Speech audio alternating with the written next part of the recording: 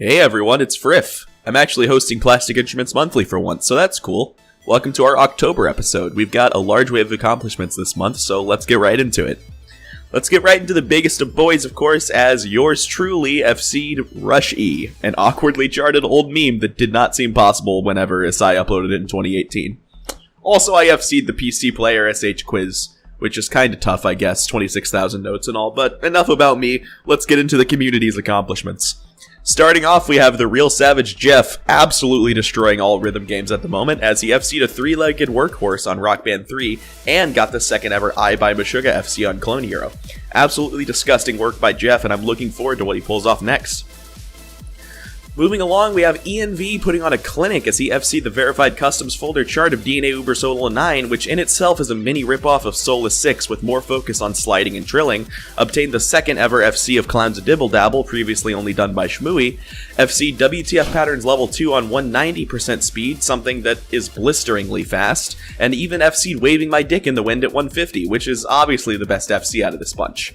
Ian's truly proving his top player position here, so keep an eye out for what he shakes up the community with next. Next up, we got Shmooey, who of course put out some of the most absurd FCs ever this month. First off, we have Welcome to the Scalacost 150, which he FC'd, and then Real Savage Jeff FC'd as well minutes later, which was cool. Next, we have Consequences 125, which has 120 notes per second quints at the tail end of the song. Why? He also put out the first ever FC of Crystalline, which was celebrated and premiered in a cool Twitch stream that allowed chatters to post emotes as the FC was shown. Very, very appropriate for this caliber of song. To end October, he FC'd Halloween Patterns 4+ on 150, which is honestly an incredible FC to end the month off on. Carnuloid Jaredski also put out some bangers this week with the first ever FC of Rattlesnakes, which I believe is the first time a Shmooey chart has been FC'd by someone other than Shmooey. So props for that. But not stopping there, he got the second ever FC of Patterns 2++, a transition speed and technicality nightmare by Schmutz. So, awesome work, Jared. Something we neglected to mention last week that deserves a mention from Jared here, he started up a Clone Hero podcast alongside Shmooey called the Chadcast. The live broadcast has gone up every Saturday, and the VODs get uploaded to his Carney Jared Clips channel. I even participated in an episode with Ian, so while I may be biased, you should definitely check out the podcast. Getting into the 6th fret side of things, the king of them all, Dasu, FC'd Jordan on 150% speed. I don't even know what to say about this FC, primarily because I haven't touched 6th fret myself in a very long time, but also, how could Dasu read this? He's absolutely solidified himself as the greatest 6th fret player of all time, so props to him, but my gosh, what the heck.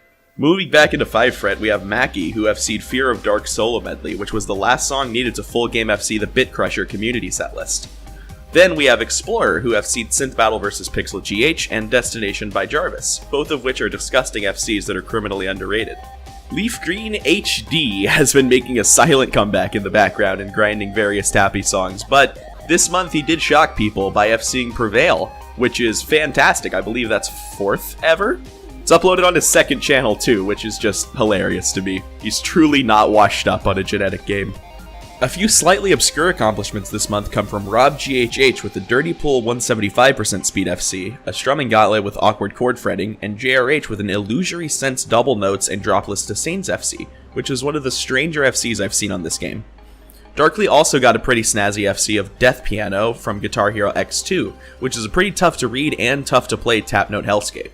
Along with a difficult chart, Darkly hardly ghosted at all, making this an incredibly satisfying accomplishment. The best Clone Hero player in the world! Jarvis 9999, Greystar Community with an FC of GHX1 Solo Medley level 5, all strums. This is ridiculous. It's hard to explain with anything other than just look at it. Jarvis's all strums ability is absolutely disgusting. Some played anthems have also fallen this month, one of which being Endgame by Meta AXS, getting FC'd by Ethan GH. Following Meta AXS fashion, this song has a lot of slow patience testing parts, but pretty difficult solos, the first of which also featured in the Olympian.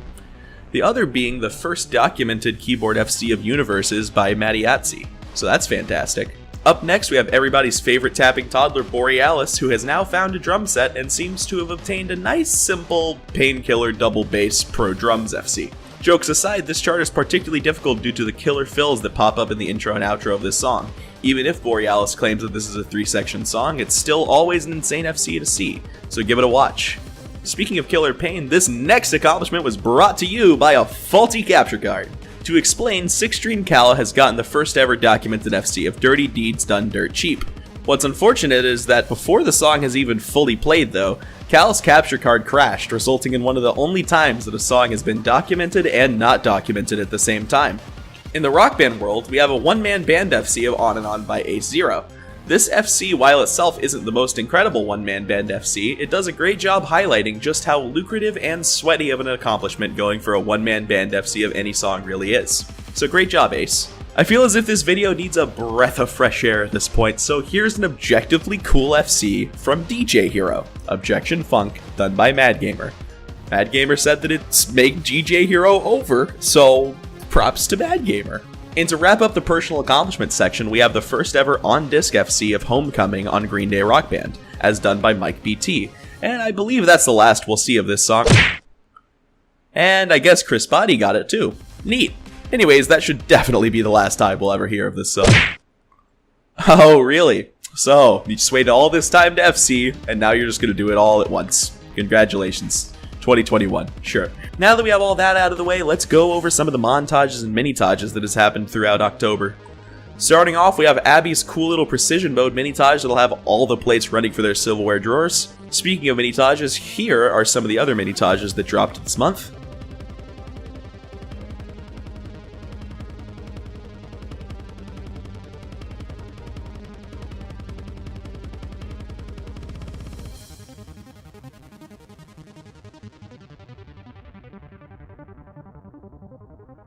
As for montages, we have X-Spiked dropping a montage that took him over 2 months of solid work and features some of his best clips.